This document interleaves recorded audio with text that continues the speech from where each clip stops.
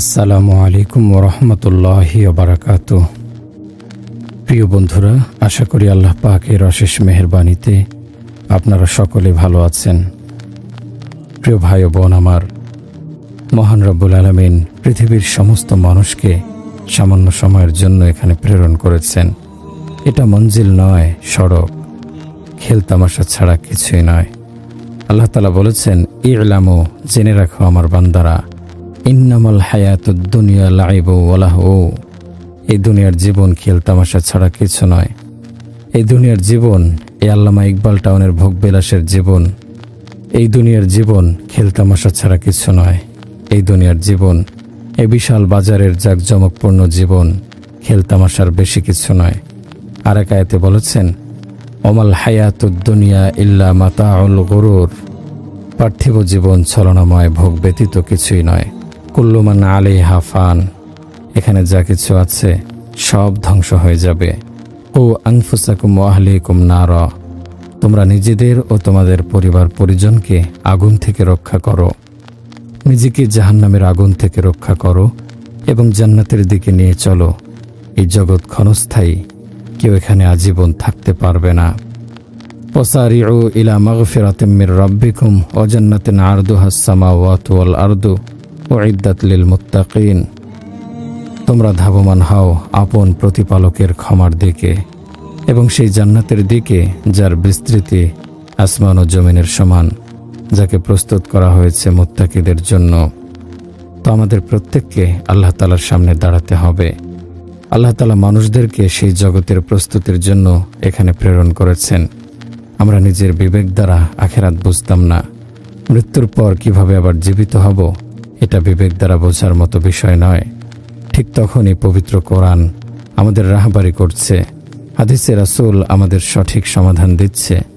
পচে গলে যাওয়ার পর এই হাড্ডিগুলোতে কে প্রাণদান করবে, এটা মানুষের প্রশ্ন। এক বেদুইন এসে রাসূলুল্লাহ সাল্লাল্লাহু আলাইহি সাল্লামকে বলল, আপনার কিছু কথা আমার কাছে খুব অদ্ভুত লাগছে। কোন কথা? বেদুইন বলল, আপনি বলেছেন এই আরব বাপদাদার ধর্ম পরিত্যাগ করবে। আপনি বলেছেন কায়সার ও কিসরার ধনভাণ্ডার আমাদের হাতে আসবে। আপনি বলেছেন আমরা মৃত্যুর পর ছিন্ন ভিন্ন হয়ে গিয়ে আবার একত্রিত হব এবং আমরা জীবিত হব। তারপর কেউ যাবে জান্নাতে, কেউ যাবে জাহান্নামে। আপনার এই কথাগুলো আমার বুঝে আসে না। রাসূলুল্লাহ সাল্লাল্লাহু আলাইহি সাল্লাম বেদুইনের কথাগুলো মনোযোগ দিয়ে শুনলেন।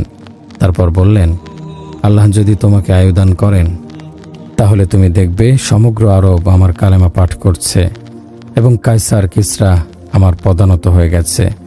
আর কিয়ামতের দিন আমি তোমার এই হাতটি ধরে তোমার এই বক্তব্যের কথা স্মরণ করিয়ে দেব। বেদুইন ফিরে গেল। তার জীবদ্দশায় মক্কা বিজয় হলো।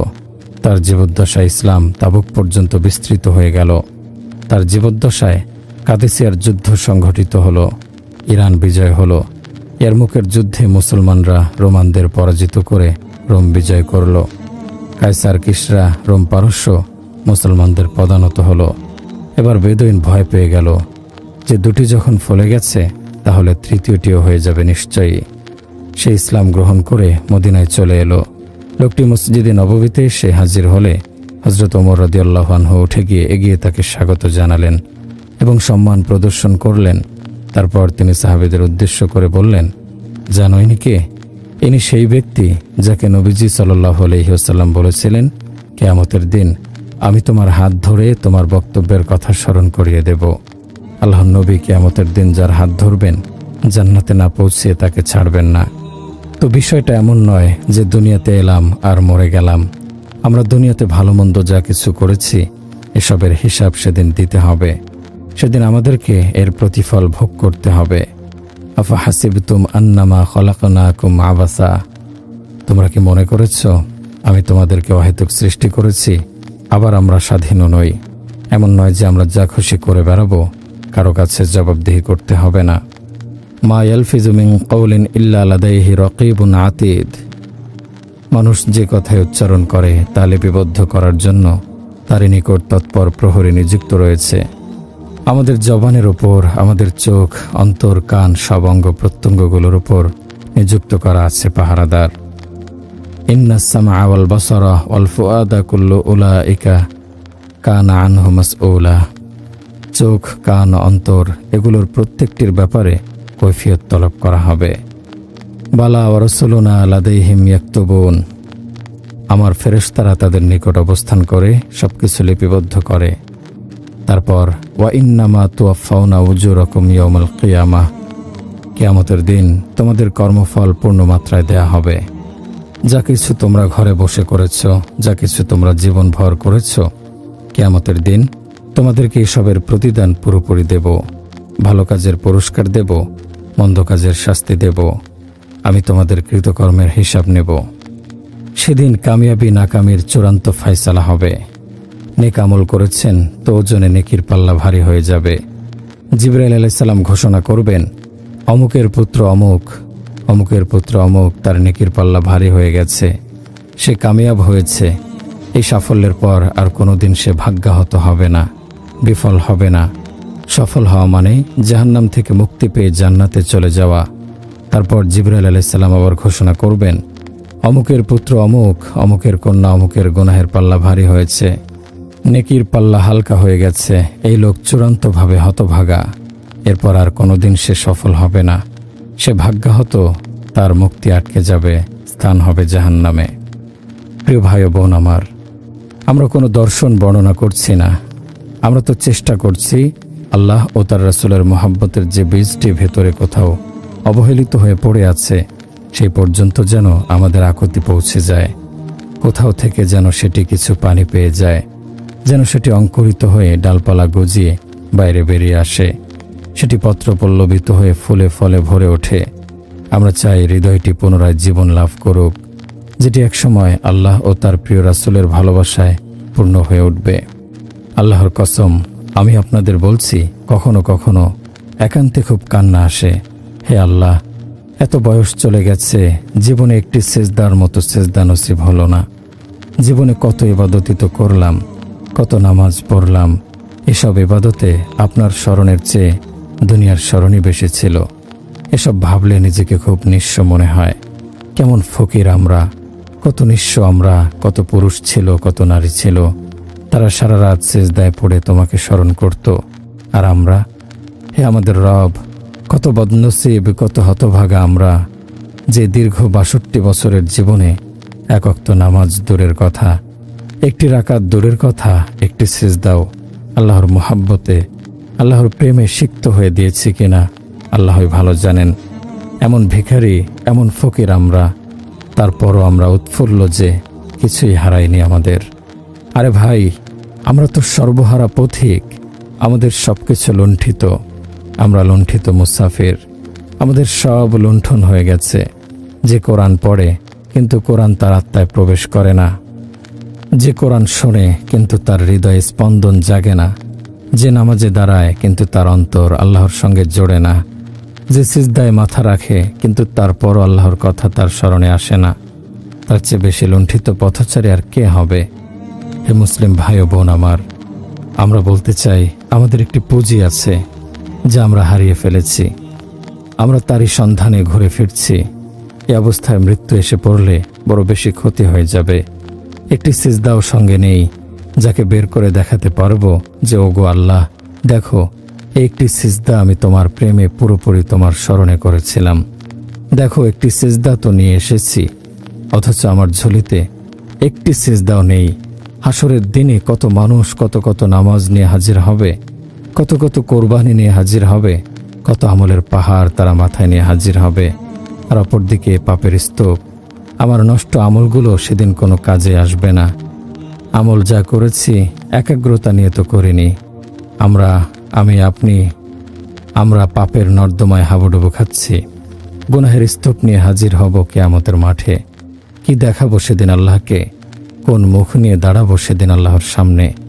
এটি কেমন কাফেলা যেটি পথ হারিয়ে ফেলেছে? এটি কেমন কাফেলা যেটি গন্তব্য হারিয়ে ফেলেছে? সহায় সম্বল লুট হয়ে গেছে, কিন্তু তারপরও আনন্দে উদ্বেলিত। এ কেমন কাণ্ড কারখানা! আল্লাহর ওয়াস্তে আমার ভাইয়েরা, আমার কথাগুলো বোঝার চেষ্টা করুন। আমি কোনো বক্তা নই, আমি নিজেই ব্যথায় কাতর। আমি স্বয়ং সেই মঞ্জিল পর্যন্ত পৌঁছতে চাই। আমি চিৎকার করে বেড়াচ্ছি এই জন্য যে হয়তো কোনো সফর সঙ্গী পেয়ে যাব। হারিয়েছি গন্তব্য, হারিয়েছি গৌরব উজ্জ্বল অতীত। ইমান দুর্বল হতে হতে দেহের ভেতরে কোনো এক কোণায় হয়তো মৃতপ্রায়ী হয়ে পড়ে আছে। হে প্রিয় ভাই ও বোনেরা আমার, তওবা করো এই জীবন থেকে, যে জীবন তোমরা অবলম্বন করছো। ফিরে আসো সেই পথ থেকে যে পথে তোমরা হাঁটছ। এটি কোনো জীবন নয়। গাইলাম গাওয়াইলাম, নাচলাম নাচালাম, খেললাম পড়লাম, ব্যাস, এও কি কোনো জীবন হলো? মরে কবরে শুয়ে পড়া, বিস্মৃতির উপাখ্যানে পরিণত হয়ে অস্তিত্বের পাতা থেকে মুছে যাওয়া। করো আর না করো, মানো আর না মানো, আমি জবরদস্ত বলছি, আমরা বলবো, বলতে থাকবো। আমরা আল্লাহ ও তার রাসূলের পথ থেকে সরে এসেছি। আল্লাহর ওয়াস্তে তার আঁচলে ফিরে এসো। তার চেয়ে বড় বন্ধু আর কেউ নেই, তার চেয়ে আপন কেউ নেই। প্রিয় ভাই ও বোন আমার, বর্তমানে আমাদের অবস্থা তো এত করুণ যে পারস্পরিক বিষয়াবলিতে চরিত্রের যে মান বজায় থাকার প্রয়োজন ছিল তা আজ আমাদের মাঝে অনুপস্থিত। বাস্তবতা তো এমন যে আজ মানুষ মানুষের যে পরিমাণ ক্ষতি সাধন করে, হিংস্র প্রাণীগুলো মানুষের এই পরিমাণ ক্ষতি করে না। মানুষ আজ স্বীয় প্রবৃত্তির শৃঙ্খলে আবদ্ধ, চারদিকে শুধু জনসমাগম, কিন্তু প্রকৃত ভালো চরিত্রবান মানুষ হাতে গোনা। বাস্তবতা হলো শতভাগ শরীয়ত মোতাবেক জীবনযাপনকারী মানুষের সংখ্যা খুবই নগণ্য। সামনে পেছনে ডানে বামে চারদিকে যেদিকেই তাকাই শুধুই প্রবৃত্তির রমরমা অবস্থা। শরীরে তো বার্ধক্যের ছাপ ফুটে উঠেছে, কিন্তু আশা আকাঙ্ক্ষার প্রবৃত্তির চাহিদা যেন ক্রমেই বৃদ্ধি পাচ্ছে। দিন রাত তো শুধুই দেহসজ্জা আর দেহের সুখ লাভ করতে ব্যস্ত। হায় নির্বুদ্ধিতা! অথচ একই জীবনের সব মনে করে বসে আছি আমরা। আমাদের উচিত ছিল দ্বিমুখিতা বর্জন করে একমুখী তথা আল্লাহ তাআলার অভিমুখী হওয়া, আল্লাহ তাআলার পছন্দের জীবনযাপন করা। আমাদের এরূপ দ্বিমুখিতা আল্লাহ তাআলার নিকট খুবই অপছন্দনীয়। এজন্যই আল্লাহ তাআলা পবিত্র কোরআনে বলেছেন, ইয়া আইয়ুহাল্লাযীনা আমানু আমিনু বিল্লাহি ওয়া রাসূলিহি, হে মুমিনগণ, তোমরা আল্লাহ ও তার রাসূলের প্রতি বিশ্বাস স্থাপন করো। এখানেই চিন্তা করার বিষয় যে আল্লাহ তাআলা বলেছেন হে মুমিনগণ, হে কাফেররা বা মুশরিকরা বলেননি। আর মুমিনগণকে কিসের আদেশ দেয়া হয়েছে? আদেশ দেয়া হয়েছে আমিনু বিল্লাহি ওয়া রাসূলিহি, আল্লাহ ও তার রাসূলের প্রতি বিশ্বাস স্থাপন করো। এর দ্বারা উদ্দেশ্য কি? উদ্দেশ্য হলো, হে মুখে আল্লাহ ও তার রাসূলের প্রতি বিশ্বাসের স্বীকৃতি উচ্চারণকারীরা, অন্তর দ্বারা মুখের স্বীকৃতির সত্যায়ন করো। তুমি আরবি হও বা অনারবি হও, কালেমা তোমার লা ইলাহা ইল্লাল্লাহ, যতক্ষণ তোমার অন্তর সেই কালেমার স্বীকৃতি না দেবে তাতে লাভ নেই। যতক্ষণ তোমার অন্তর সেই কালেমার স্বীকৃতি না দেবে তাতে লাভ কি? অন্তরে যদি তুমি মুসলমান না হও তবে তুমি কেমন মুসলমান? তোমার দাবি মিথ্যা। মনে রাখবেন, বাহিরে মসজিদ নির্মাণ তো সহজ, কিন্তু অন্তরের মাঝে মসজিদ নির্মাণ বড়ই কঠিন। হাদিস শরীফে রয়েছে, রাসূলুল্লাহ সাল্লাল্লাহু আলাইহি ওয়াসাল্লাম ইরশাদ করেন, আল্লাহ তাআলা বলে, আকাশ পৃথিবী নয়, আমি স্থান করে নিতে পারি মুমিন বান্দার অন্তরে। সুতরাং আমাদের অন্তর আল্লাহ তাআলার ঘর। অতএব সে ঘর তো অবশ্যই পবিত্র ও পরিচ্ছন্ন রাখা চাই। মাটি আর ইট পাথরের তৈরি ঘর পরিষ্কার পরিচ্ছন্ন রাখার জন্য তো আমরা প্রতিনিয়ত ঘন্টার পর ঘন্টা সময় পার করি। অথচ যে ঘরে আল্লাহ থাকেন সে ঘর পবিত্র আর পরিচ্ছন্ন করার কোনো খেয়ালই আমাদের হয় না। আপনার অন্তর তো আল্লাহর জন্য পাগল হওয়ার কথা ছিল, কিন্তু সে অন্তর নাপাকি দিয়ে ভরা। এ কেমন অন্তর আমাদের, যা আল্লাহ তাআলার ভালোবাসায় উতলা হয় না? এ কেমন অন্তর আমাদের, যা আল্লাহর আযাবের ভয়ে শঙ্কিত হয় না? কেমন অন্তর আমার, যে অন্তর আমাকে নামাজের দিকে টেনে নেয় না? এ অন্তর আমার বড়ই পাপী, বছরের পর বছর গত হচ্ছে, কিন্তু নামাজি হতে পারলাম না। আমাদের এ শরীর ধার নেয়া সম্পদ, এর মালিক আমরা নই, মহান রব্বুল আলামিনের মালিক, প্রকৃত মালিক। কিছুদিনের জন্য আমাদেরকে তা ব্যবহারের অনুমতি ও সুযোগ দিয়েছেন। যে ব্যক্তি ধার নেয়া সম্পদের মোহে পড়ে, তার প্রতি আসক্ত হয়ে পড়ে, সে বড়ই হতভাগা। আমাদের উচিত আমাদের দেহকে যত বেশি সম্ভব নেক কাজে ব্যবহার করা। আমাদের উচিত আল্লাহ তাআলা কর্তৃক আমাদের ধার দেয়া এই শরীর দ্বারা স্বল্প সময়ে অধিক পরিমাণে আল্লাহর ইবাদত করা। মানুষের অস্তিত্ব হলো আটা পেশার চাক্কির মতো। চাক্কির মধ্যে গম দেয়া হলে তা পিষে আটা বানিয়ে দেয় এবং এর দ্বারা উপকৃত হই। কিন্তু যদি তাতে গম না দেয়া হয় আর চাক্কি চলতেই থাকে, তাহলে তার ঘোরাটাই বেকার, কোনো লাভ হলো না। ঠিক তেমনিভাবে আমরাও যদি আমাদের শরীরকে ইবাদতে মশগুল রাখি, তাহলে তো আমরা এর দ্বারা উপকৃত হলাম। অন্যথায় শরীর নিষ্ফল পড়ে থাকবে। কোনো কোনো বুজুর্গ বলেন, মানবদেহ বরফ তুল্য, বরফ পানিতে দিলে তার দ্বারা পানি ঠান্ডা হয়, মানুষ উপকৃত হয়, আর পানিতে না দিলেও কিন্তু তা গলে যাবে, কিন্তু তার দ্বারা কোনো উপকার হলো না। জনৈক বুজুর্গ এক বরফ বিক্রেতার একটি ঘটনা বলেন, আমি বাজারে গেলাম, সেখানে দেখলাম এক বরফ বিক্রেতা বরফ নিয়ে বসে আছে, কিন্তু কোনো ক্রেতা নেই, আর বরফ ক্রমেই গলে যাচ্ছে। তাই বরফ বিক্রেতা খুবই চিন্তিত হয়ে পড়ল যে যদি আমি কোনো ক্রেতাই না পাই, তাহলে তো সব বরফ গলে পানি হয়ে যাবে, আর আমার টাকাগুলো লস হবে। পরিশেষে সে বরফ বিক্রেতা বলতে লাগলো, হে লোক সকল, তোমরা সেই ব্যক্তির প্রতি দয়া করো যার পুঁজি গলে যাচ্ছে। সুতরাং আমাদের জীবনও বরফের মতো, যা ক্রমেই শেষ হয়ে যাচ্ছে। আমাদের জীবন আকাশে আজ যে সূর্যটি অস্তমিত হলো, তার উদয় আর কখনো হবে না। আজকের দিনটা অতিবাহিত হয়ে গেছে, আগামীর দিনগুলোও চলে যাবে। এভাবে একদিন জীবনের সমাপ্তি ঘটবে। আমরা যখন একে অপরকে জিজ্ঞেস করি যে কেমন আছেন, সময় কেমন কাটছে, তখন জবাবে বলি ভালোই কাটছে, কিন্তু মৃত্যুকালেই প্রমাণিত হবে যে জীবন কেমন কেটেছিল। কবি যথার্থই বলেছেন, হে পতঙ্গ, তোমার স্বাভাবিক আয়ুষ্কালে এক রজনী হেসে অতিবাহিত করো আর কেঁদে অতিবাহিত করো। বস্তুত আমাদের আয়ুষ্কাল কিন্তু নির্ধারিত। প্রিয় ভাই ও বোন আমার, আমরা আমাদের জীবনের যে সময়টুকু আল্লাহ তাআলার ইবাদত ও তার স্মরণে ব্যয় করি, সে সময়টুকুই আসলে প্রকৃত জীবন। এছাড়া সবই শুধু লজ্জা ও অনুতাপের কারণ। জনৈক ব্যক্তিকে কেউ জিজ্ঞেস করল, জনাব, আপনার বয়স কত? উত্তরে সে ব্যক্তি বলল, 15 বছর। প্রশ্নকারী বলল, কি ব্যাপার, যুবক সাজার তো খুব খায়েশ, এ বয়সেও 15 বছর বলছেন? তখন সে বৃদ্ধ ব্যক্তি বলল, না ভাই, বিষয় তা নয়। আসলে আমি যে সময় থেকে তাওবা করে আল্লাহর রাস্তায় ফিরে এসেছি, তার মেয়াদ হলো 15 বছর, আর এই সময়টুকুই আমার প্রকৃত জীবন। এছাড়া বাকি সময়টুকু সময় শুধু অনুতাপ আর লজ্জার কারণ। আসলেই তো জীবনের সময়গুলো কত অবহেলায় আমরা পার করছি, অথচ সময়গুলো খুব মূল্যবান। যা চলে যাচ্ছে তার ফিরে পাওয়া যাবে না। প্রতিটি ঘন্টা, মিনিট অনেক মূল্যবান। তাই সময়ের সঠিক মূল্যায়ন না করতে পারলে একসময় বড়ই আফসোস করতে হবে। এক আল্লাহওয়ালার অভ্যাস ছিল, কেউ যখন তার সাথে সাক্ষাৎ করতে আসতো, তখন স্বল্প সময়ে প্রয়োজনীয় কথা শেষ করে বলতেন, ভাই আমার, আপনারও পরকালের প্রস্তুতি নিতে হবে, আমারও পরকালের প্রস্তুতি নিতে হবে, ইনশাআল্লাহ পুনরায় সাক্ষাৎ হবে, কথা বলে বিদায় নিতেন। কেমন মূল্যায়ন করতেন জীবনের সময়গুলোকে তারা। প্রতিদিনই ছিল তাদের আখেরাতের প্রস্তুতির জন্য গভীর মনোযোগ। হযরত রাবেয়া বসরি রহমতুল্লাহি আলাইহির কাছে কোন এক ব্যক্তি তার নিজের জন্য দিনী পরামর্শ নেওয়ার জন্য গেল। লোকটি তার নিকট ফজরের নামাজ পড়ে গেল। গিয়ে দেখল তিনি নফল নামাজ পড়ছেন। অতঃপর লোকটি জোহরের নামাজের পর গেল, গিয়ে দেখল তিনি নফল নামাজ পড়ছেন। অতঃপর লোকটি আসরের নামাজের পর গেল, গিয়ে দেখল তিনি কোরআন তেলাওয়াত করছেন। তারপর মাগরিবের পর গেল, গিয়ে দেখল তিনি নফল নামাজ পড়ছেন। অতঃপর লোকটি ইশার নামাজের পর গেল, দেখল তিনি নামাজরত। এভাবে ইবাদতে সারা রাত অতিবাহিত হলো। ফজরের নামাজ আদায় করে লোকটি আবার এলো, কিন্তু ততক্ষণে সূর্যোদয় হয়ে গেছে। এসে দেখল রাবেয়া বসরি ইশরাক পড়ে ঘুমিয়েছেন। লোকটি তার কাছাকাছি গেলে পায়ের শব্দে রাবেয়া বসরির ঘুম ভেঙে গেল। তিনি চমকে ঘুম থেকে উঠে বসে পড়লেন। তারপর এই দোয়াটি পড়লেন, আল্লাহুম্মা ইন্নী আউযু বিকা মিন আইনিন লা তাশবাউ মিন নাওম। হে আল্লাহ, আমি আপনার নিকট এমন চক্ষু থেকে পানাহ চাই যা নিদ্রায় পরিতৃপ্ত হয় না। দেখুন, সামান্য সময়ের জন্য ঘুমালেন, আর সেই জন্য আল্লাহ তাআলার নিকট ক্ষমা প্রার্থনা করলেন। তারা প্রতিটা মুহূর্তকে কেমন মূল্যায়ন করতেন। একটি মুহূর্ত আল্লাহর ইবাদত মুক্ত থাকতেন না।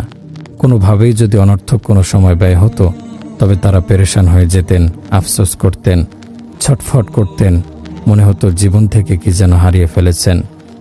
রাসূলুল্লাহ সাল্লাল্লাহু আলাইহি ওয়াসাল্লাম বলেছেন, 5টি বস্তুকে 5টি বস্তুর পূর্বে গনিমত মনে করো, মূল্যায়ন করো। 1. জীবনকে মৃত্যুর পূর্বে গনিমত মনে করো, তার মূল্যায়ন করো। 2. অবসরকে ব্যস্ততার পূর্বে গনিমত মনে করো, তার মূল্যায়ন করো। 3. যৌবনকে বার্ধক্যের পূর্বে গনিমত মনে করো, তার মূল্যায়ন করো। 4. প্রাচুর্যকে দরিদ্রতার পূর্বে গনিমত মনে করো, তার মূল্যায়ন করো। 5. সুস্থতাকে অসুস্থতার পূর্বে গনিমত মনে করো, তার মূল্যায়ন করো। উক্ত হাদিসের ভাষ্যমতে আমাদের উচিত আপন জীবনের সময়গুলোকে গনিমত মনে করা, যা আল্লাহ তাআলা আমাদেরকে পুরস্কার হিসেবে দিয়েছেন।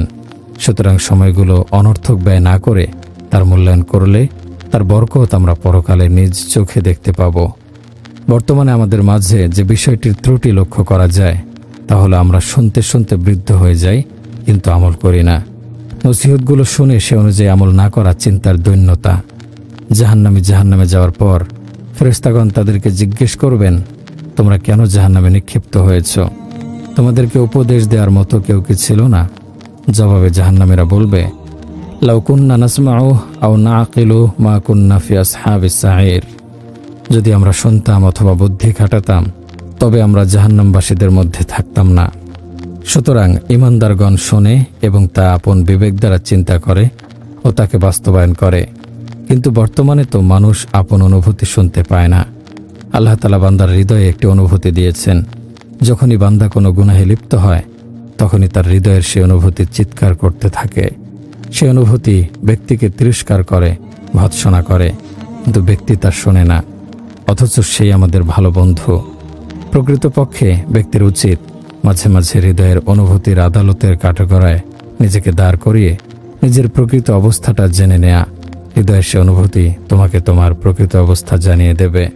প্রিয় ভাই ও বোন আমার, আমাদের মাঝে বর্তমানে কিছু ত্রুটি বিদ্যমান যা ব্যাপক আকার ধারণ করেছে। যেমন আমরা ইলম হাসিল করি, কিন্তু ইলম অনুযায়ী আমল করার জন্য তেমন কোনো প্রচেষ্টা আমাদের মাঝে পরিলক্ষিত হয় না। তাই দেখা যায় যাকেই কোনো বিষয় বলা হয় তো সে বলে, হ্যাঁ ভাই, বিষয়টি তো আমি জানি। প্রকৃতপক্ষে কথা হলো, জানে তো সবাই, কিন্তু মানে কয়জনে? আমল করে কয়জন? আপন ইলমকে আমলের দ্বারা সজ্জিত করে কয়জন? যদি শুধু ইলম দ্বারা ক্ষমা পাওয়া যেত তাহলে তো শয়তানই আমাদের আগে ক্ষমা পাওয়ার যোগ্য, কেননা তার ভেতরটা ইলমে ভরপুর ছিল। সুতরাং বোঝা গেল যে শুধু ইলম দ্বারাই ক্ষমা লাভ সম্ভব নয়। যেমনিভাবে শুধু বাতি থাকলেই চলে না, বরং বাতি প্রজ্বলিত করতে হয়, তেমনিভাবে আমলহীন ইলম উপকারী নয়। আমরা আল্লাহ তাআলার নিয়ামত প্রার্থনা করি এবং উপভোগও করি, কিন্তু নিয়ামতের শুকরিয়া আদায় করি না। আমাদের প্রতি আল্লাহর অসংখ্য নিয়ামত রয়েছে। আল্লাহ তাআলা বলেন, যদি তোমরা আল্লাহর নিয়ামত রাজির গণনা করতে শুরু করো তবে তা তোমরা গণনা করে শেষ করতে পারবে না। আমাদের কেউ এক গ্লাস শরবত পান করালেও আমরা তার প্রতি কৃতজ্ঞ থাকি। অথচ যে প্রতিপালক এত এত নিয়ামত দান করেন, আমাদের দস্তরখান পূর্ণ থাকে যার নিয়ামত দ্বারা। যার নিয়ামত ভোগ করে আমরা পরিতৃপ্ত হই, সেই দস্তরখান ওঠানোর পর খাবারের পরের দোয়াটা পর্যন্ত আমরা ভুলে যাই। অথচ আমাদের উচিত ছিল যার নিয়ামত ভক্ষণ করে উদর পূর্ণ করলাম তার প্রতি কৃতজ্ঞতা প্রকাশ করা। আরেকটি ত্রুটি হলো, আমরা পাপ তো নিয়মিতই করি, কিন্তু সেই পাপের জন্য অনুতপ্ত হয়ে ইস্তেগফার তথা ক্ষমা প্রার্থনা করি না। কেউ কেউ তো এ নিয়তে ইস্তেগফার করে না যে কিছুদিন পরেই ইস্তেগফার করে নেব, এই তো গুনাহ ছেড়ে দেব দিচ্ছি বলে সময় ক্ষেপণ করে, তওবা করতে বিলম্ব করে। হযরত রাবিয়া বসরি রহমতুল্লাহি আলাইহি বলতেন, আমাদের তওবা ও ইস্তেগফার এত গাফলতি ও উদাসীনতার সাথে হয় যে সেজন্য আল্লাহর নিকট তওবা করা প্রয়োজন। আরেকটি ত্রুটি হলো, আমরা প্রতিদিন কাউকে না কাউকে মৃত্যুবরণ করতে দেখি। তাদের সমাধিস্থ করি, কিন্তু তা থেকে শিক্ষা ও উপদেশ গ্রহণ করি না। আমরা মৃত ব্যক্তিকে দাফন তো করি, কিন্তু এর থেকে মোটেও শিক্ষা গ্রহণ করি না যে একদিন আমাকেও যেতে হবে। হযরত হাসান বসরি রহমতুল্লাহি আলাইহি কবরস্থানে গেলে তিনি এই পরিমাণ বিচলিত থাকতেন যে তাকে মৃত ব্যক্তির খাটে করে কবরস্থান থেকে আনতে হতো। আব্দুল ওয়াহাব শারানি রহমতুল্লাহি আলাইহি বলেন, আমাদের পূর্ববর্তী বুজুর্গগণ যখন জানাজার পেছনে পেছনে যেতেন তখন তাদের সকলের চোখ দিয়ে অশ্রু গড়িয়ে পড়ত, যার ফলে আগন্তুক কোনো লোকের পক্ষে মৃত ব্যক্তির নিকটাত্মীয়কে তা চেনা কষ্টকর হতো। মৃত্যুর স্মরণে তারা সকলেই কাঁদতেন। তাই আমাদের উচিত আমাদের হৃদয়কে আল্লাহর স্মরণে সতেজ রাখা, আখিরাতের স্মরণে নিজের গুনাহকে স্মরণ করে কান্নাকাটি করা, কেননা তাই পরকালে আমাদের উপকারে আসবে। পবিত্র কোরআনে আল্লাহ তাআলা বলেন, ইয়াউমা লা ইয়ানফাউ মালু ওয়ালা বানুন ইল্লা মান আতাল্লাহা বিকলবিন সালিম। যেদিন ধন সম্পদ ও সন্তান সন্ততি কোনো উপকারে আসবে না, কিন্তু যে সুস্থ অন্তর নিয়ে আল্লাহর কাছে আসবে। এ আয়াতে কারিমা দ্বারা প্রতীয়মান হয় যে আল্লাহ তাআলা চান বান্দা যেন তার হৃদয়ে একমাত্র আল্লাহর ভালোবাসা স্থান দেবে।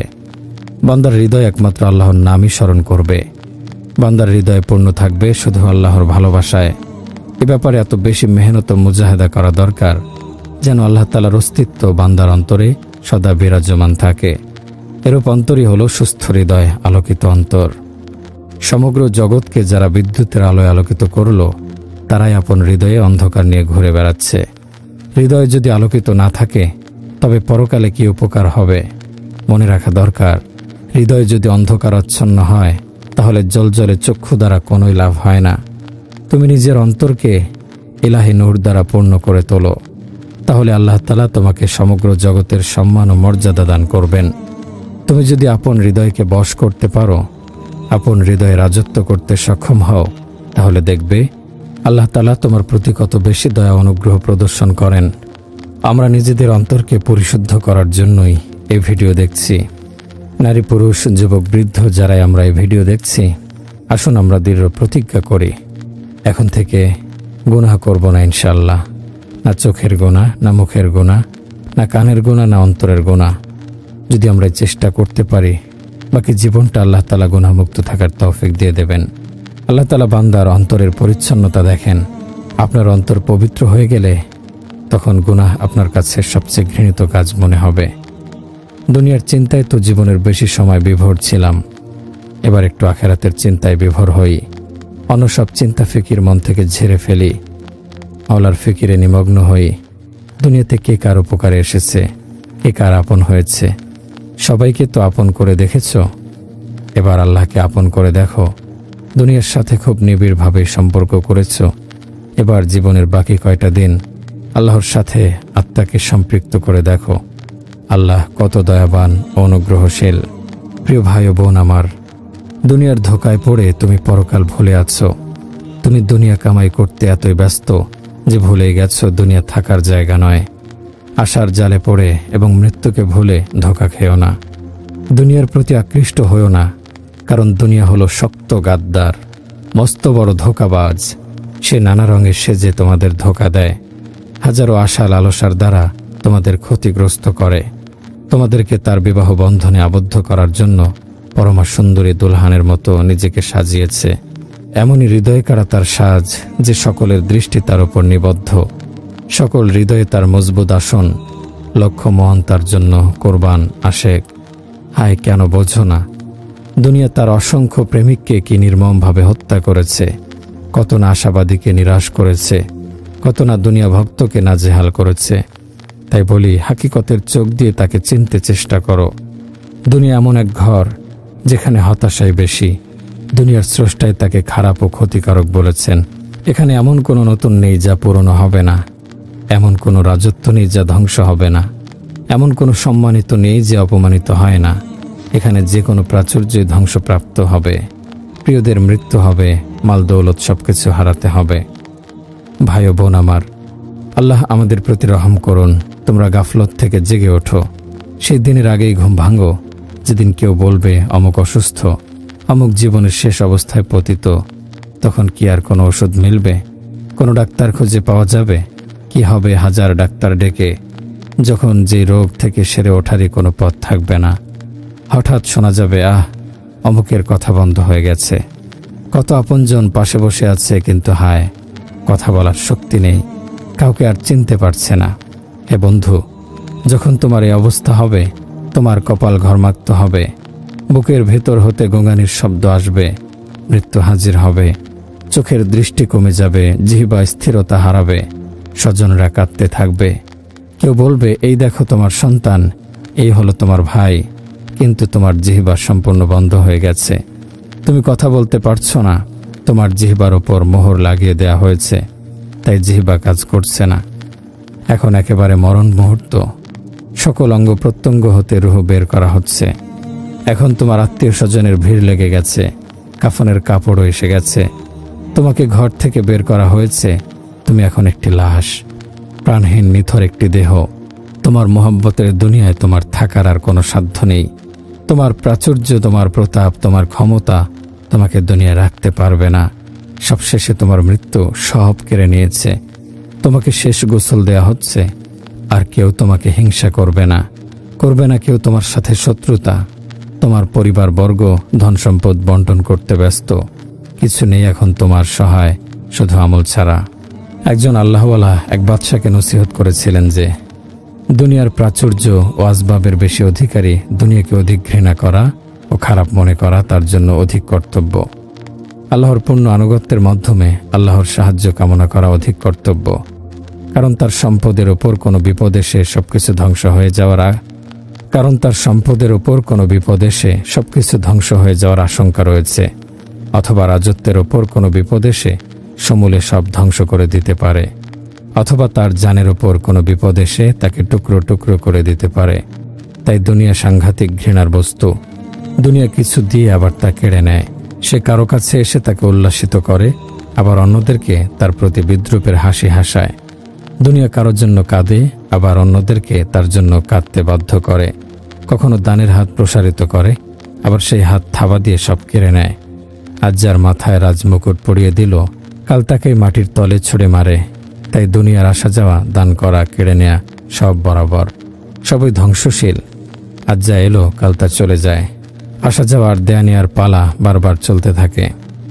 হজরত হাসান বসরি রহমতুল্লাহি আলাই হজরত ওমর বিন আব্দুল আজিজ রহমতুল্লাহি আলাইকে পত্র লেখেন, হে আমিরুল মুমিনিন, দুনিয়ার ঘর ছেড়ে চলে যেতে হবে।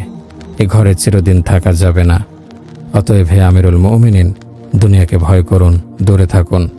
যে দুনিয়াকে বর্জন করে, দুনিয়া তার জন্য কল্যাণকর। যে দুনিয়ার ধনী, সেই প্রকৃত অভাবী।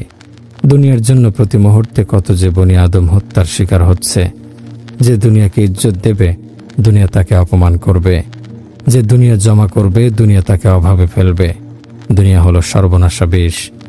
যারা তার পরিচয় জানে না, তারাই তাকে ভক্ষণ করে, তার হাতে মৃত্যুবরণ করে।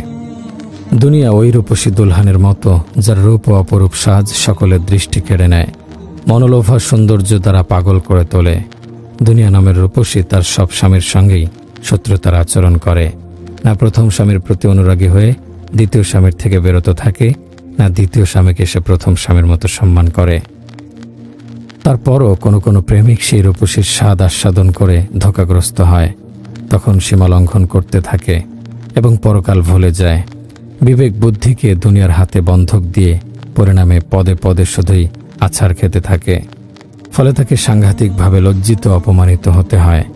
তখন শুধু আক্ষেপ আর আক্ষেপ করা ব্যতীত কোনোই উপায় থাকবে না। হঠাৎ করে মৃত্যুর যন্ত্রণাময় বিভীষিকা নিয়ে তাকে গ্রাস করে ফেলে, আর জীবনের ব্যর্থতার শত আক্ষেপ তাকে দগ্ধ করে।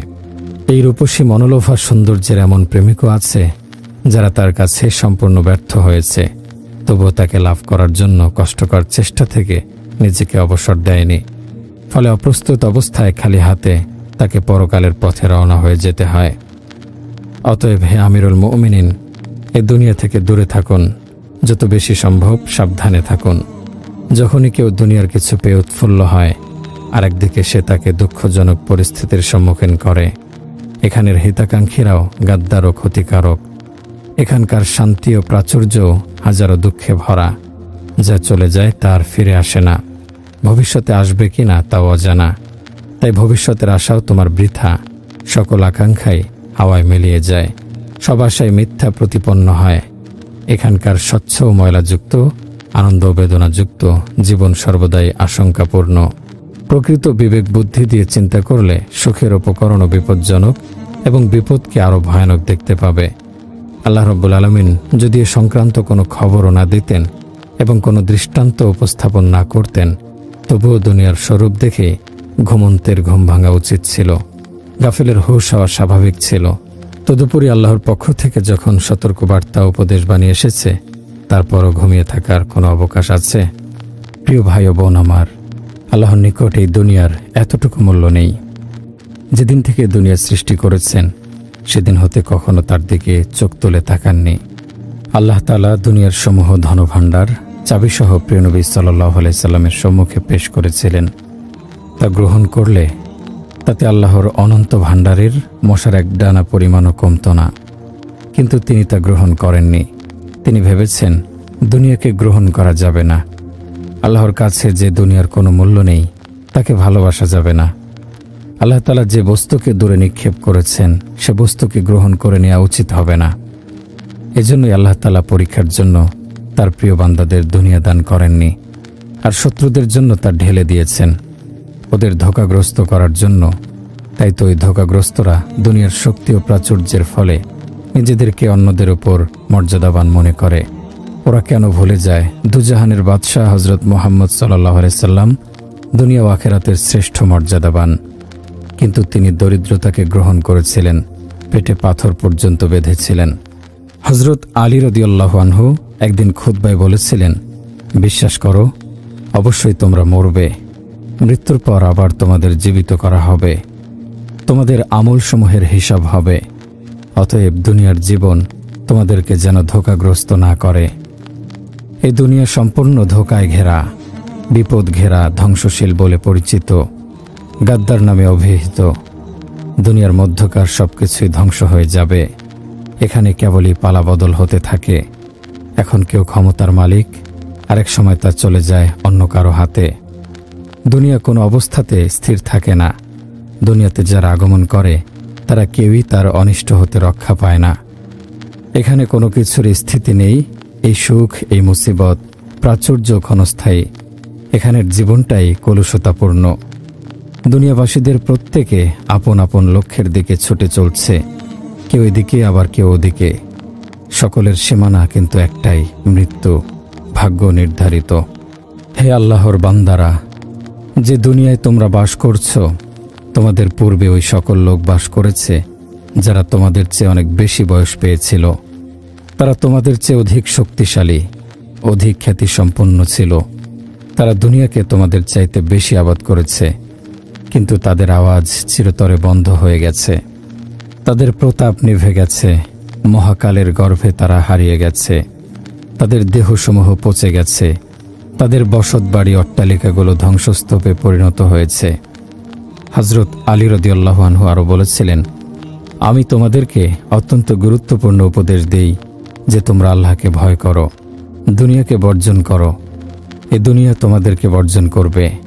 যদিও তোমরা তাকে ছাড়তে চাও না, দুনিয়া তোমাদের দেহকে অকেজো ও পুরাতন করে দিচ্ছে, অথচ তোমরা কেবলই তাকে নতুন সাজে সাজাতে ব্যস্ত। অসংখ্য মানুষ আছে যারা পাগল পারা হয়ে দুনিয়াকে খুঁজতে খুঁজতেই দুনিয়া থেকে বিদায় নিয়েছে।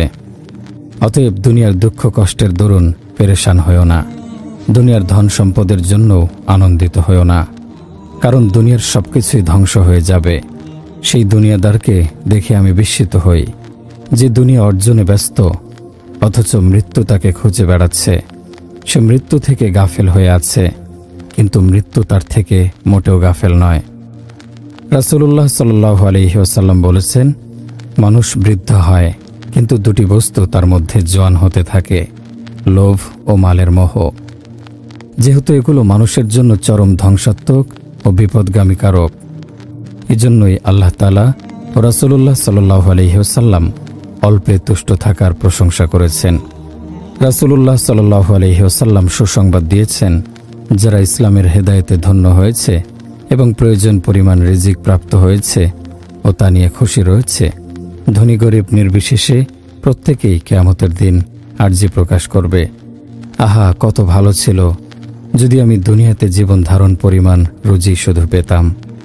হযরত আবু হুরায়রা রাদিয়াল্লাহু আনহু থেকে বর্ণিত, রাসূলুল্লাহ সাল্লাল্লাহু আলাইহি ওয়াসাল্লাম বলেছেন, তুমি পরহেজগার হও, পাপাচার মুক্ত, তাহলে তুমি হবে শ্রেষ্ঠ ইবাদত গুজার। প্রাপ্ত হিস্সার উপর তুষ্ট থাকো, তাহলে তুমি হবে সর্বাধিক শুকরগুজার। নিজের জন্য যা পছন্দ করো, তাদের জন্য তা পছন্দ করো, তবেই তুমি হবে প্রকৃত মুমিন। তিনি লোভ লালসা বর্জন করতে বলেছেন। হযরত আব্দুল্লাহ ইবনে মাসউদ রাদিয়াল্লাহু আনহু বলেছেন, প্রতিদিন একজন ফেরেশতা ডেকে বলে, হে আদম সন্তান, সেই অল্প যা তোমার প্রয়োজন মিটিয়ে দেয়, ওই বেশি থেকে উত্তম যা তোমাকে অবাধ্য বানিয়ে দেয়। প্রখ্যাত আবেদ শামিত ইবনে আজলান রহমতুল্লাহি আলাইহি বলেন, হে আদম সন্তান, তোমার পেট হলো এক বিঘত পরিমাণ মাত্র একটু জায়গা। এ ক্ষুদ্র একটা পেট কিরূপে তোমাকে জাহান্নামে নিক্ষেপ করে। ক্ষুদ্র পেটটা ভরার জন্য কত হারামের পেছনেই না তুমি ছুটছ। রাসূলুল্লাহ সাল্লাল্লাহু আলাইহি ওয়াসাল্লাম বলেছেন, মান আহাব্বা দুনিয়াহু আদররু বিআখিরাতি ওয়া মান আহাব্বা আখিরাতাহু আদররু বিদুনিয়াহু ফাআসারু মা ইয়াবকা আলা মা ইয়াফনা। হযরত আবু মুসা রাদিয়াল্লাহু আনহু থেকে বর্ণিত, রাসূলুল্লাহ সাল্লাল্লাহু আলাইহি ওয়াসাল্লাম বলেছেন, যে দুনিয়াকে ভালোবাসে সে আখেরাতে ক্ষতিগ্রস্ত হবে, আর যে আখেরাতকে ভালোবাসে সে দুনিয়াতে ক্ষতিগ্রস্ত হবে। তাই তোমরা চিরস্থায়ীকে ক্ষয়িষ্ণু ও ধ্বংসশীলের উপর প্রাধান্য দাও। হযরত আবু হুরায়রা রাদিয়াল্লাহু আনহু বলেন, রাসূল পাক সাল্লাল্লাহু আলাইহি ওয়াসাল্লাম আমাকে বলেছিলেন, হে আবু হুরায়রা, আমি কি তোমাকে দুনিয়া ও দুনিয়ার মধ্যে যা কিছু আছে সব দিয়ে দেব? আমি বললাম, হ্যাঁ ইয়া রাসূলুল্লাহ সাল্লাল্লাহু আলাইহি ওয়াসাল্লাম। তিনি আমার হাত ধরে মদিনার এক উপত্যকায় নিয়ে গেলেন, যেখানে আবর্জনার বিশাল স্তূপ পড়েছিল। তা ছিল মাথার খুপড়ি, পচা গলা, পুরনো জীর্ণ বস্ত্রখণ্ড ও কঙ্কালের স্তূপ। রাসূলুল্লাহ সাল্লাল্লাহু আলাইহি ওয়াসাল্লাম বলেন, হে আবু হুরায়রা, এই খুপড়িগুলো তোমাদের মতো কত আশা পোষণ করত। আজ দেখো তা হাড্ডিসার হয়ে পড়ে আছে, তাদের চামড়াগুলো খাক হয়ে গেছে। এই যে ময়লার স্তূপ দেখছ, এ হলো তোমাদের উদরের খাদ্যসমূহ, যা তোমরা বিভিন্ন জায়গা হতে উপার্জন করেছিলে এবং উদর ভরেছিলে, কিন্তু পেট সেগুলো বাইরে ঢেলে দিয়েছে। মানুষ আজ তাদের দেখে ঘৃণা করছে। আজ এই জীর্ণ বস্ত্রখণ্ড হচ্ছে তোমাদের পোশাক, যা তোমাদের দেহের শোভা ছিল। আজ এগুলোকে বাতাস উড়িয়ে নিয়ে যাচ্ছে। আর এই যে কঙ্কালগুলো, সেই কঙ্কাল যার উপর ভর করে শহর বন্দর চষে বেরিয়েছিল। দুনিয়ার পরিণতির জন্য কারো যদি কাঁদতে ইচ্ছে হয়, তাহলে করুণ দশা দেখে সত্যি কাঁদা উচিত। বর্ণনাকারী বলেন, এ কথা শোনার পর আমাদের মধ্যে কান্নার রোল পড়ে গেল। প্রিয় ভাই ও বোন আমার, মৃত্যু কখনো ছোট বড় চেনে না, প্রেসিডেন্ট বা মন্ত্রীকে পরোয়া করে না, ধনী কিংবা দুনিয়ার প্রভাবশালীকে গণ্য করে না। মৃত্যু কাউকে ছাড়ে না। এটি হলো ছোট কেয়ামত, কেননা যখন কোনো মানুষ মৃত্যুবরণ করে তখন তার কেয়ামত ঘটে যায়। হযরত আবু মুগীরা বিন শুবা রাদিয়াল্লাহু আনহু বলেন, সবাই বলাবলি করে, কেয়ামত কেয়ামত কেয়ামত। আর ব্যক্তির মৃত্যুই তো তার জন্য কেয়ামত। ছোট কেয়ামত হলো মৃত্যু তথা আত্মার দেহ থেকে বিচ্ছিন্ন হওয়া। জীবন মাত্রই তা আস্বাদন করবে। সকলের জন্য তা কিছু শিক্ষা, কিছু উপদেশ এবং কিছু সতর্কতা রয়েছে। মৃত্যুর উপস্থিতি এবং আত্মার বের হয়ে যাওয়া সেই মুহূর্ত কতই না কঠিন। প্রত্যেক জীবনকেই তার স্বাদ গ্রহণ করতে হবে। মৃত্যুর কোনো পরিচ্ছন্ন জীবনকে এলোমেলো করে ছাড়েনি। ছোট কেয়ামত হলো মৃত্যু তথা মৃত্যুর কোনো পরিচ্ছন্ন জীবনকে এলোমেলো করে ছাড়েনি। মৃত্যু কোনো চলমান পাকে থামিয়ে দেয়নি। অসংখ্য ঘর, অসংখ্য মহল্লা মৃত্যু বিরান করে দিয়েছে। পূর্বপুরুষদের কি সে ক্ষমা করেছে? সে কি বন্ধুত্বের বিচ্ছেদ ঘটায়নি? স্ত্রীদের বিধবা করেনি? সন্তানদের এতিম করেনি? বাদশাহ হারুনুর রশিদ অর্ধ পৃথিবী জুড়ে যার রাজত্ব বিস্তৃত ছিল, সবখানে যার সেনাদল নিয়োজিত ছিল, বাদশাহ হারুনুর রশিদ আকাশের দিকে তাকিয়ে মেঘমালাকে লক্ষ্য করে বলতেন, তুমি হিন্দুস্থানে কিংবা চীনে যেখানে পড়বে, যেখানে বৃষ্টি বর্ষণ করবে, সেখানে আমার রাজত্ব। সেই ক্ষমতাশীল বাদশাহ একদিন শিকারের উদ্দেশ্যে বের হলেন। পথে প্রখ্যাত বুজুর্গ বাহলুল মজনুনের সাথে সাক্ষাৎ হলো। বাদশাহ বললেন, বাহলুল, আমাকে কিছু উপদেশ শোনাও। বাহলুল বলতে লাগলেন, হে আমিরুল মুমিনিন, কোথায় আপনার বাবা মা, কোথায় আপনার পূর্বপুরুষ? আজ কোথায় তারা? বাদশাহ বললেন, সবাই তো মারা গেছেন। বাহলুল বললেন, কোথায় তাদের প্রাসাদ? বাদশাহ বললেন, এগুলোই তো তাদের প্রাসাদ ছিল। বাহলুল বললেন, এখন তাদের কবর কোথায়? বাদশাহ বললেন, এই তো তাদের কবর। এরপর বাহলুল বললেন, ওইগুলো ছিল তাদের প্রাসাদ, এগুলো হচ্ছে তাদের কবর। তবে তাদের সুবিশাল প্রাসাদগুলো কি উপকারে এসেছে? এই প্রাসাদগুলো দুনিয়ায় রয়ে গেছে, আর তারা কবরের বাসিন্দা। বাদশাহ বললেন, আপনি সত্যই বলেছেন, আরও কিছু উপদেশ দিন। বাহলুল বললেন, দুনিয়ায় তোমার প্রাসাদগুলো অনেক প্রশস্ত, কিন্তু কবর তো কখনোই প্রশস্ত হবে না। বাদশাহ হারুনুর রশিদ কথাগুলো শুনে কাঁদছিলেন। বাহলুল আরও বললেন, মনে করুন আপনি পারস্য সম্রাটের সকল ধনভাণ্ডারের মালিক হলেন এবং লম্বা সময় হায়াতও পেয়ে গেলেন এগুলো ভোগ করতে। অবশেষে কবর সকলের প্রত্যাবর্তন স্থল নয়, সেখানে এই সকল নিয়ামত সম্পর্কে জিজ্ঞেস করা হবে। বাদশাহ বললেন, অবশ্যই। এরপর ভ্রমণ থেকে ফিরে এসে বাদশাহ অসুস্থ হয়ে শয্যাশায়ী হলেন। এই শয্যা তার অন্তিম শয্যা ছিল। মৃত্যুর পূর্বে তিনি চিৎকার করে তার সকল বাহিনীকে একত্রিত করলেন। অগণিত সেনাদল তরবারি, বর্ষা, তীর, ধনুক নিয়ে রণসাজে বাদশার সামনে উপস্থিত হলো। বাদশাহ তাদের দেখে কাঁদতে কাঁদতে আল্লাহর কাছে ফরিয়াদ করলেন, ওহে সেই মহান পবিত্র সত্তা, ওহে মহান পরাক্রমশালী বাদশাহ, যার রাজত্বের কখনো পতন ঘটে না, রাজত্বের পতন ঘটছে এমন অসহায় রাজার প্রতি একটু দয়া করুন। এরপর ক্রন্দনরত অবস্থায় তিনি মৃত্যুর কোলে ঢলে পড়লেন। অর্ধ পৃথিবীর শাসনকারী এই বাদশাকেও কবরস্থ করা হয়েছে ছোট্ট একটি গর্তে, যেখানে তার কোনো উপদেষ্টা নেই, মন্ত্রী পরিষদ নেই, নেই কোনো বিলাসিতার উপকরণ। আরেকটি ঘটনা বলি। খলিফা আব্দুল মালেক বিন মারওয়ানের মৃত্যুর সময় ঘনিয়ে এলো। নিঃশ্বাস ভারী হয়ে উঠল। তখন তিনি ঘরের সব জানালা খুলে দেওয়ার আদেশ করলেন। জানালার দিকে তাকিয়ে দেখলেন একজন ধোপা কাপড় ধুয়ে পরিষ্কার করছে। ময়লা পরিষ্কার করার জন্য কাপড়গুলোকে সজোরে কাঠের ওপর মারছে। এই দৃশ্য দেখে আব্দুল মালিক বিন মারওয়ান বলতে লাগলেন, হায়, আমি যদি ধোপা হতাম, হায় আমি যদি কুলি হতাম, হায় আমি যদি আমিরুল মুমিনিন না হতাম। বলতে বলতে তিনি ইন্তেকাল করলেন। হ্যাঁ, তারা প্রবেশ করেছে এমন এক জগতে যেখানে নেই কোনো সেবক, নেই কোনো আত্মীয় স্বজন, নেই কোনো উপদেষ্টা বা সহযোগী। এটি এমন এক জগৎ যেখানে আপনার পথে থাকবে শুধুই আপনার কৃতকর্ম, আপনার আমল। এ হচ্ছে আল্লাহর পক্ষ থেকে সবচেয়ে বড় চ্যালেঞ্জ। দুনিয়ার রাজা, বাদশাহ, মন্ত্রী, ক্ষমতাধর নেতা, মর্যাদাবান, অমর্যাদাবান, ধনী, গরিব, জিন, শয়তান, এমনকি সকল জীবজন্তু আল্লাহ তাআলার এই চ্যালেঞ্জের সামনে অসহায়ত্ব প্রকাশ করেছে। কোথায় রাজত্ব, কোথায় বিশাল সেনাবহর, কোথায় ক্ষমতার দম্ভ, কোথায় সেই প্রতাপশালী পারস্য রাজা, কোথায় অহংকারী রোম সম্রাট, কোথায় অধিপতিগণ, কোথায় ক্ষমতাধর নেতারা। প্রিয় ভাই ও বোন আমার, গুনাহগার, অবাধ্য, অবহেলাকারী, যাদের অন্তরে দুনিয়ার ভালোবাসা প্রবল, মৃত্যুর সময় তাদের অবস্থা বড় কঠিন হয়। তওবা ছাড়া মৃত্যুবরণ করলে তাদের মাঝে আর আল্লাহর রহমতের মাঝে দেয়াল ফেলে দেয়া হয়। শয়তান তাদের কবজা করে নেয়, যার ফলে খাতেমা বিল খায়ের নসিব হয় না। আল্লাহ আমাদের সবাইকে হেফাজত করুন, আমিন। ইমাম কুরতুবী রহমতুল্লাহি আলাইহি বলেন, দুনিয়ার প্রতি প্রবল আসক্ত এক ব্যক্তির মৃত্যুর সময় তার সন্তানগণ তাকে কালেমার তালকিন দিচ্ছিল, কিন্তু সে চিৎকার করে বলছিল, অমুক ঘরটি এভাবে ঠিক করো, অমুক দোকানে মাল উঠাও। এগুলো বলতে বলতেই সে দুনিয়া ত্যাগ করল। হ্যাঁ, সে দুনিয়াদার মানুষটি দুনিয়া জপ করতে করতে মৃত্যুবরণ করল। সে দুনিয়ার মূল্যহীন বোঝা কাঁধে নিয়ে কবরে চলে গেল, আর তার সম্পদগুলো ভাগ বাটোয়ারা হয়ে গেল। আফসোস, আফসোস, আফসোস। ইবনুল কাইয়িম জাওজি রহমতুল্লাহি আলাইহি বলেন, মদ্যপদের সাথে ওঠা বসায় অভ্যস্ত এক ব্যক্তির মৃত্যুর সময় আত্মীয় স্বজনরা বলল, বলো লা ইলাহা ইল্লাল্লাহ। এ কথা শুনে তার চেহারা বিবর্ণ হয়ে গেল, জিহ্বা ভারী হয়ে গেল। এভাবে কয়েকবার তালকিন দেওয়ার পর সে বলতে লাগলো, না, আগে তুমি পান করো, পরে আমাকে দিও। এ কথা কয়েকবার বলার পর সে মারা গেল।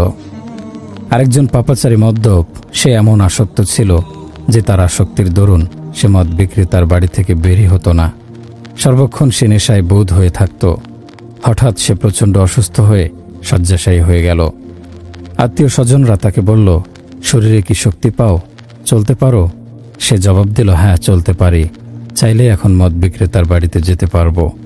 স্বজনরা বলল, আল্লাহ মাফ করুক, তুমি এসব কি বলছো? বরং বলা চাই আমি মসজিদে যেতে পারবো। এ কথা শুনে সে কাঁদতে কাঁদতে বলছিল, এটাই আমার ওপর প্রবল হয়ে গেছে। মানুষ যা অভ্যাস করবে মৃত্যুর সময় তাই মুখ দিয়ে বের হবে। আমি তো কখনই মসজিদে যেতাম না। প্রখ্যাত বুজুর্গ ইবনে আবি রাওয়াদ বলেন, এক ব্যক্তির মৃত্যুকালে আমি তার কাছে উপস্থিত ছিলাম। পাশে থাকা লোকজন তাকে কালেমার তালকিন করছিল, কিন্তু তার জিহ্বা ভারী হয়ে গেল, সে বলতে পারল না। তারপর যখন নিঃশ্বাস দ্রুত হচ্ছিল, গলায় গড়গড় আওয়াজ করছিল, তখনও তাকে কালেমার তালকিন দেয়া হচ্ছিল। তখন সে চিৎকার করে বলে উঠল, সে লা ইলাহা ইল্লাল্লাহ বিশ্বাস করে না, নাউজুবিল্লাহ। আল্লাহ উত্তম হেফাজতকারী। তারপর সে মৃত্যুবরণ করল। তিনি বলেন, আমরা তার স্বজনদের কাছে এ সম্পর্কে জিজ্ঞেস করলে তারা বলল সে ছিল মদ্যপ। আল্লাহ তাআলা আমাদেরকে অপমৃত্যু এবং মৃত্যুর এই বেদনাদায়ক কুসমাপ্তি থেকে হেফাজত করুন, কবিরা গুনাহ থেকে রক্ষা করুন, আমিন। দুনিয়াতে যে ব্যক্তি মদ পান করবে, আখেরাতে সে তা পান করতে পারবে না। দুনিয়াতে যে মদ পান করবে, আখেরাতে অবশ্যই আল্লাহ তাকে তিনাতুল খাবাল পান করাবেন। ফিতনাতুল খাবাল কি জিজ্ঞেস করা হলে রাসূলুল্লাহ সাল্লাল্লাহু আলাইহি সাল্লাম বললেন, জাহান্নামীদের দেহ থেকে নির্গত পুজ। তবে যদি মৃত্যুর পূর্বে খাঁটি তওবা করে ফিরে আসে তবে আল্লাহ পাক তাকে ক্ষমা করে দিতে পারেন। ইবনুল কাইয়িম জাওজি রহমতুল্লাহি আলাইহি বলেন, সবচেয়ে বড় অপরাধী শয়তানের দোসর, সে হলো নামাজ ত্যাগকারী। একজন মানুষ আর কুফরির মধ্যে পার্থক্য শুধু নামাজ। নামাজ ত্যাগকারীর মৃত্যুকালীন অবস্থা হবে আরও শোচনীয়। তিনি বলেন, নামাজ ত্যাগকারী এক ব্যক্তির মৃত্যু নিকটবর্তী হল। স্বজনরা তাকে কালেমার তালকিন করতে লাগল। অন্তিম সময়ে সে চিৎকার করে বলে উঠল, আমি লা ইলাহা ইল্লাল্লাহ বলবো। লা ইলাহা ইল্লাল্লাহ আমার কি উপকারে আসবে? আমার জানা মতে আমি জীবনে এক ওয়াক্ত নামাজ তো পড়িনি। এই কথা বলে মৃত্যুর কোলে ঢলে পড়ল। মৃত্যু হলো পরকাল ভ্রমণ পথে প্রথম পদক্ষেপ। কারো কারো মৃত্যুতে আসমান জমিন কাঁদে, কারণ তাদের পদচারণায় জমিন নিজেকে ধন্য মনে করে। তাদের স্পর্শ, তাদের পায়ের ছোঁয়া যখন জমিনে লাগে, জমিন সুখী হয়। জমিন আল্লাহর, সেই জমিন আল্লাহর প্রিয়দের সাদরে বরণ করে নেয়। আর অবাধ্য নাফরমানদের মৃত্যুতে জমিন স্বস্তির নিঃশ্বাস ছাড়ে। কেন জানেন? জমিন আল্লাহর। আর এই জমিনে পাপিষ্ঠ যখন দম্ভ সহকারে হাঁটে, তখন জমিন তাকে অভিশাপ দিতে থাকে, বলতে থাকে, হে নরাধম পাপিষ্ঠ, আমার মালিকের অবাধ্য, তুই তোর নাপাক পানি আমার ওপর অহংকারের সাথে হাঁটছিস। তুই তো আমার ওপর থেকে নিচ পর্যন্ত নাপাক করে দিচ্ছিস। তোর মতো অকৃতজ্ঞ নাফরমানকে আমার সহ্য হয় না। তাদের মৃত্যুতে জমিন খুশি হয়। ইসলামের দ্বিতীয় খলিফা হযরত ওমর রাদিয়াল্লাহু আনহু, যিনি দিনকে পৃথিবীব্যাপী ছড়িয়ে দিতে সর্বাত্মকভাবে কাজ করেছেন, আল্লাহ পাকের সন্তুষ্টি কামনায় শাহাদাতের তামান্না নিয়ে জিহাদে অংশ নিয়েছেন। কাফের মুশরিকদের রাজত্বের বিশাল বিশাল সাম্রাজ্যকে চিরতরে খতম করে দিয়েছেন।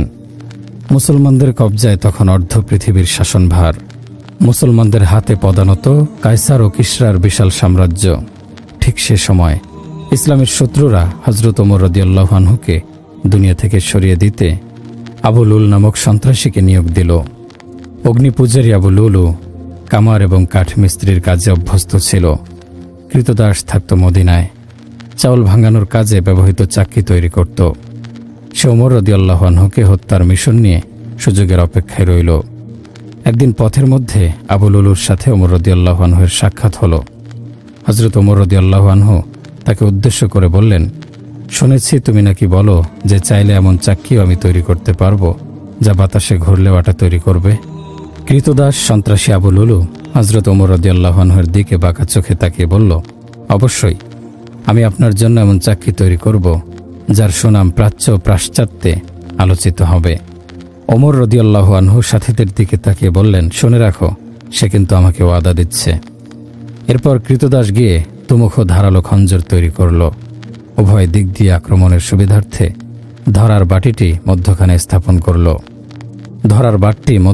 স্থাপন করল। খঞ্জরে মাখিয়ে নিল বিষ। আক্রমণে দুর্বল হলেও যাতে বিষে কাজ হয়ে যায়। তারপর রাতের আধারে এসে মসজিদের এক কোনায় ওত পেতে বসে রইল। ফজরের সময় তখন ওমর রাদিয়াল্লাহু আনহু নামাজ শুরু করলেন। যখনই কেরাত শুরু করলেন, তখনই সন্ত্রাসী আবু লুলু তার উপর আক্রমণ করে বসল। এলো পাথারে আক্রমণ করে মুহূর্তের মধ্যেই বুকের পাশে নাভির নিচে 3টি গভীর ক্ষত তৈরি করে দিল। হযরত ওমর রাদিয়াল্লাহু আনহু চিৎকার করে আল্লাহর আদেশ নির্ধারিত অবধারিত সূরা আহজাবের 38 নং আয়াতটি তেলাওয়াত করতে করতে মাটিতে লুটিয়ে পড়েন। হযরত আব্দুর রহমান বিন আওফ রাদিয়াল্লাহু আনহু সামনে গিয়ে নামাজ পূর্ণ করলেন। এদিকে সন্ত্রাসী আবু লুলু ওমর রাদিয়াল্লাহু আনহু আহত করে উন্মাদের মতো মুসল্লিদের কাতার ভেদ করে পালাতে চেষ্টা করল। সামনে যে পড়ছিল তাকে আঘাত করছিল। 7 জনকে হত্যা করল আর 13 জনকে আহত করল। সাহস করে একজন তাকে চাদর দিয়ে ঝাপটে ধরল। সন্ত্রাসী আবু লুলু গ্রেফতার নিশ্চিত জেনে নিজের খঞ্জর দিয়ে নিজেই পেটে আঘাত করল। তারপর সেখানে তার মৃত্যু হল। এদিকে হযরত ওমর রাদিয়াল্লাহু আনহুকে অচেতন অবস্থায় ঘরে নিয়ে আসা হলো।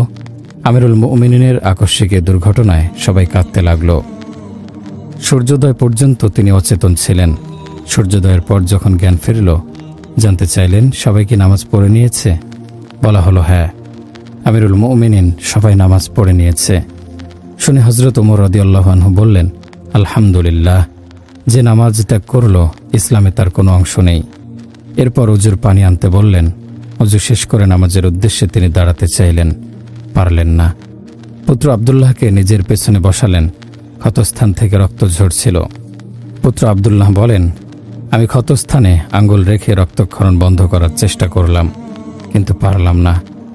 এরপর পাগড়ি কাপড় দিয়ে ভালোভাবে ক্ষতস্থান বেঁধে দিলাম। রক্তক্ষরণ বন্ধ হলো। তিনি ফজরের নামাজ আদায় করলেন।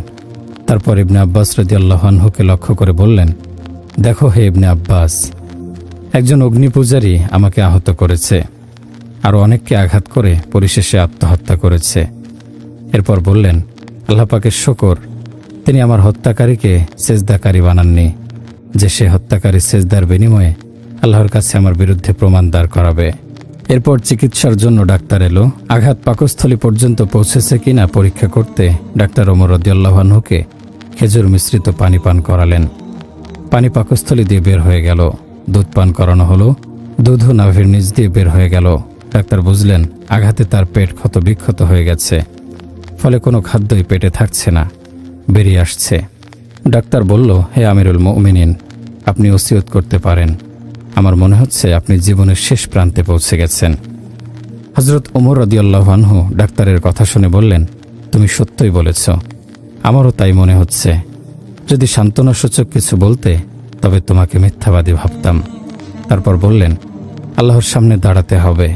এ অধমের আল্লাহর সামনে দাঁড়ানোর কি যোগ্যতা আছে? সামনে বসা ছিলেন আবদুল্লাহ ইবনে আব্বাস রাদিয়াল্লাহু আনহু। কথাগুলো শুনলেন। হযরত ওমর রাদিয়াল্লাহু আনহু এর বিনম্র ও আল্লাহর প্রতিশ্রুত বিষয়ের প্রতি অতি আগ্রহপূর্ণ কথাগুলো শুনে ইবনে আব্বাস বলতে লাগলেন, আপনি যা বলেছেন তার জন্য আল্লাহ তাআলা আপনাকে উত্তম বিনিময় দান করুন। হে আমিরুল মুমিনিন, নবী করিম সাল্লাল্লাহু আলাইহি ওয়াসাল্লাম কি আপনার মাধ্যমে আল্লাহর দ্বীনের মর্যাদা বৃদ্ধির দোয়া করে যাননি? মক্কায় মুসলমানগণ ভয়ে দিন কাটাত। আপনি যখন ইসলাম গ্রহণ করলেন, আপনার মাধ্যমে ইসলামের শক্তি বৃদ্ধি পেয়েছে। আপনি যখন হিজরত করেছেন, সেটি ছিল এক মহাবিজয়।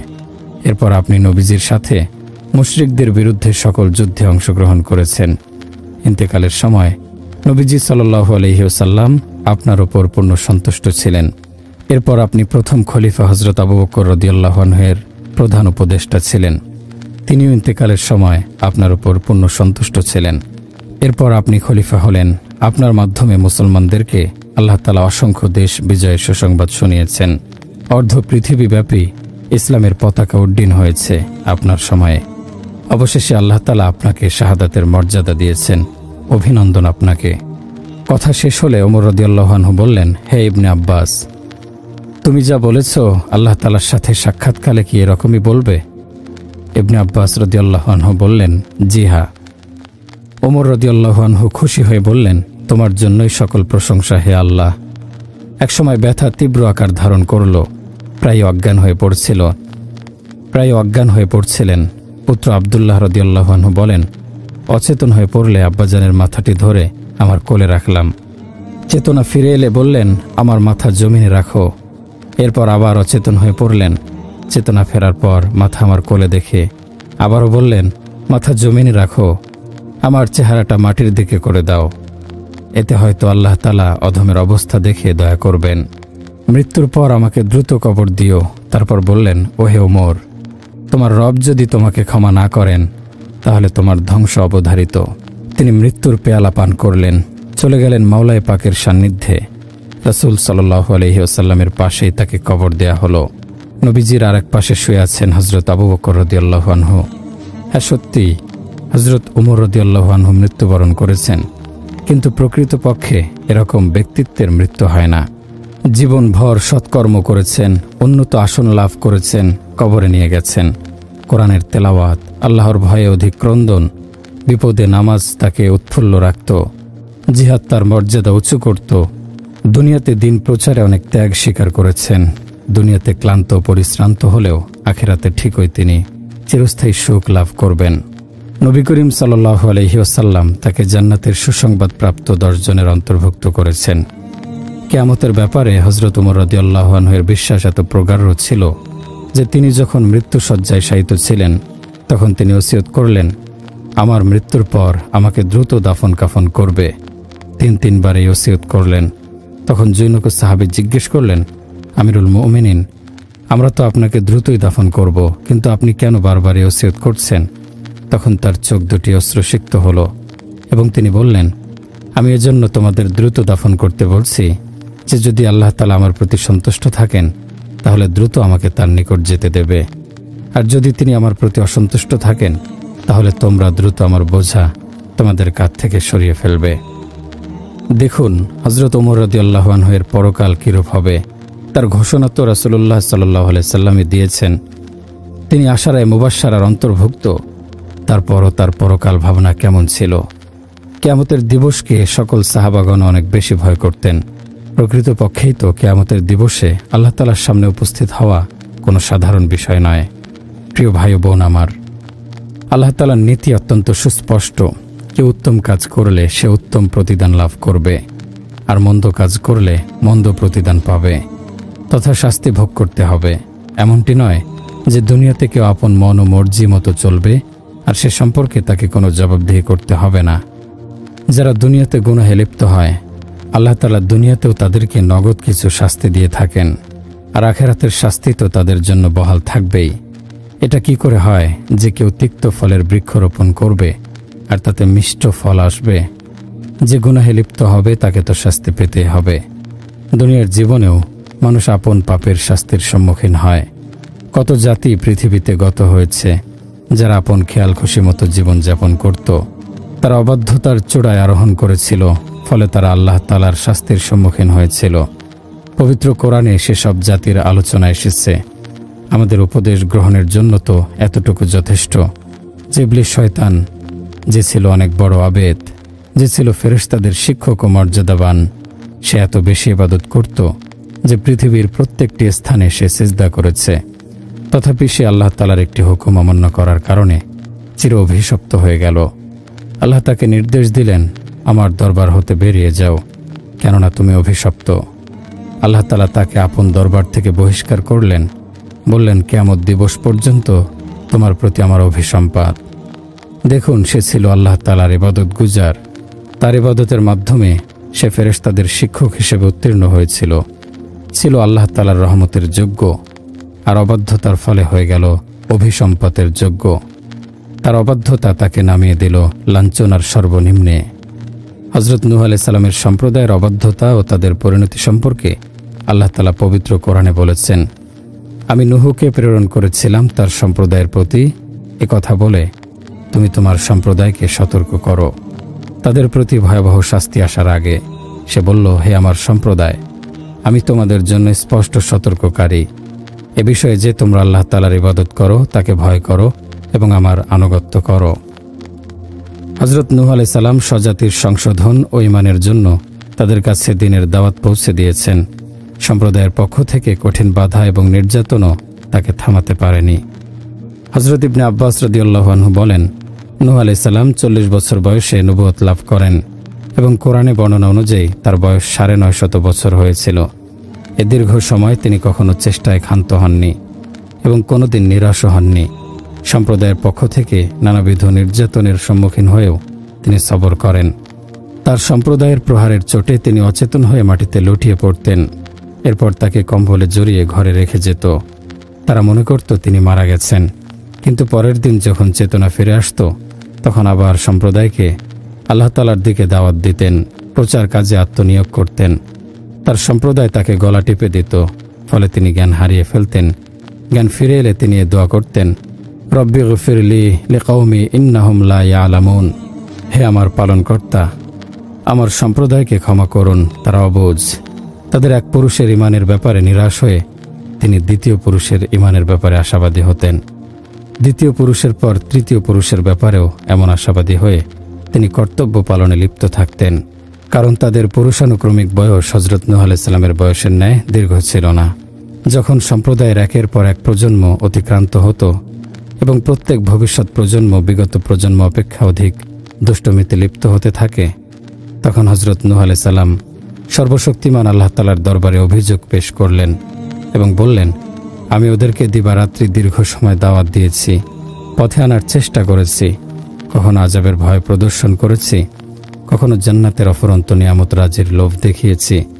এও বলেছি ঈমান ও সৎকর্মের বরকতে আল্লাহ তাআলা তোমাদেরকে দুনিয়াতেও সুখ স্বাচ্ছন্দ্য দান করবেন আর পরকালেও পুরস্কৃত করবেন, কিন্তু তারা কিছুতেই কর্ণপাত করল না। তারপর আল্লাহ তাআলা আদেশ দিলেন, আমার তত্ত্বাবধানে ও নির্দেশনায় তুমি একটি জাহাজ তৈরি করো। তখনই তার সম্প্রদায়ের লোকেরা জাহাজ দেখে তাকে বলেছিল, তুমি কেন জাহাজ তৈরি করছো? জবাবে নূহ আলাইহিস সালাম তাদেরকে বলেছিলেন, প্লাবন হবে বিধায় আমি জাহাজ তৈরি করছি। তখন তারা ঠাট্টা করে বলেছিল, এখানে ধুলা উঠছে, চারদিকে ধুধু বালুচর, আমরা চাই জলদি এখানে পানি আসুক। অতঃপর যখন প্লাবনের ব্যাপারে আল্লাহ তাআলার ফয়সালা চূড়ান্ত হলো, তখন আল্লাহ তাআলা নূহ আলাইহিস সালামকে লক্ষ্য করে বললেন, ওয়ালা তুখাতিবনি ফিল্লাযিনা যালামু ইন্নাহুম মুগরাকুন, এবং পাপিষ্ঠদের ব্যাপারে আমাকে কোনো কথা বলবেন না, অবশ্যই তারা ডুবে মরবে।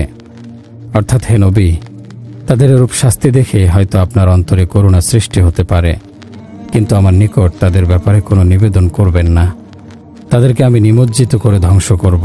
সুতরাং যখন প্লাবন হলো, তখন হযরত নূহ আলাইহিস সালামের জাহাজের আরোহীগণ ব্যতীত আর সকল মানুষ নিমজ্জিত হয়ে গেছে, ডুবে মরেছে।